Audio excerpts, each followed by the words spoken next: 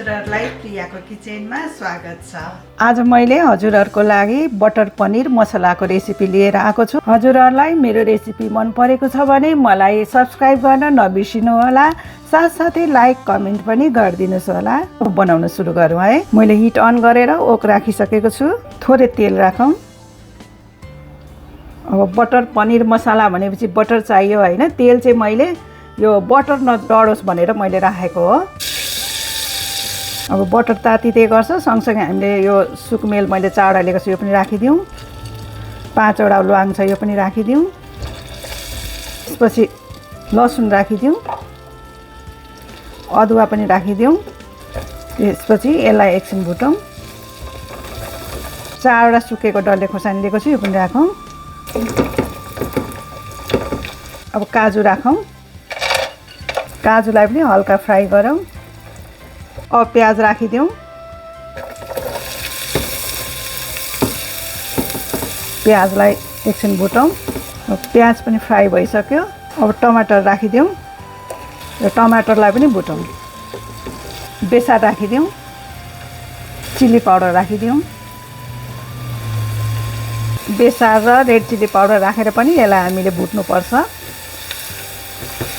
अब टमाटर प्याजहरूलाई चाहिँ अब 3-4 मिनेटको लागि चाहिँ छोपेर पकाउँ। अब खोलेर हेरौँ।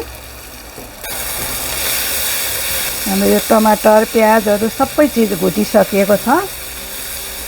अब हिटलाई अफ गरिदिउँ। अब यसलाई सेलाएर मिक्सीमा पिस्नुपर्छ। यो टमाटर प्याजहरू सबै मसला भुटेकोलाई मिक्सीमा राखौँ। अब मसलालाई पिसौँ।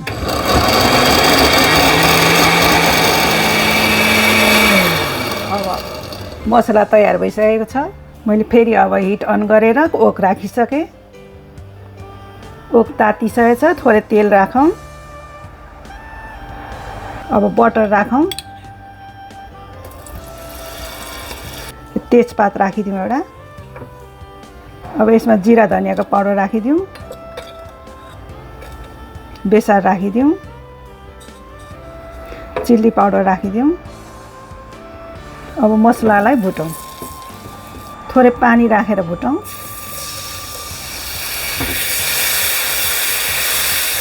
अघि पिसेको यो मिक्स मसलाको पेस्ट राखिदिउँ। यसलाई तपाईहरुले छानेर पनि राख्न सक्नुहुन्छ, तर यो मसिनो पिसिएको हुनाले मैले छानिनँ। अब दुवै मसलालाई मिक्स गरेर भुटौँ फेरि। अब यो दुवै मसला मिक्स गरेको एकदम राम्रोसँग भुटिसकेको छ। एकदम मिठो बास्ना आउन थाल्यो। अहिले मसला पिसेकोमै मैले पानी राखेको छु यो राखिदिउँ। यो पानी र मसलालाई मिक्स गरिदिउँ।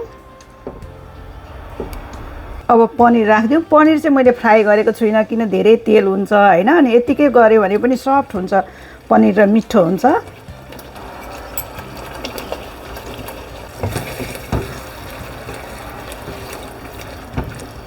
स्वाद अनुसारको नुन राखौँ।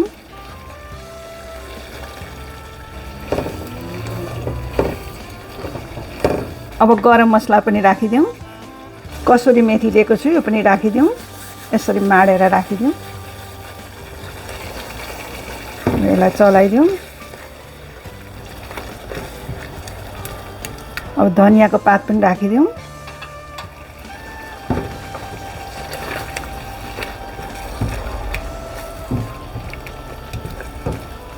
अब यसलाई छोपेर पकाउँ।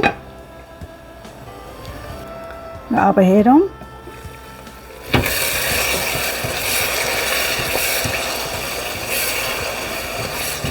अब यसमा क्रिम राखिदिउँ। यो चाहिँ थिक क्रिम हो यो।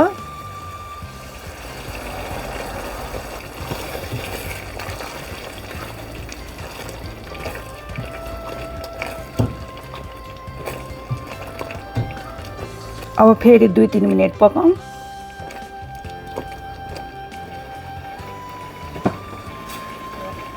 बटर पनीर मसाला तयार भइसकेको छ।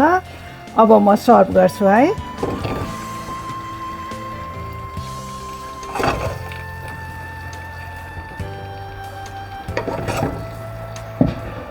लास्टमा अब बटर राखिदिउँ। थोरै धनियाँले पनि सजाइदिउँ। यस्तै गरेर फेरि म अर्को रेसिपी लिएर आउनेछु। त्यतिन्जेलसम्मको लागि बाई।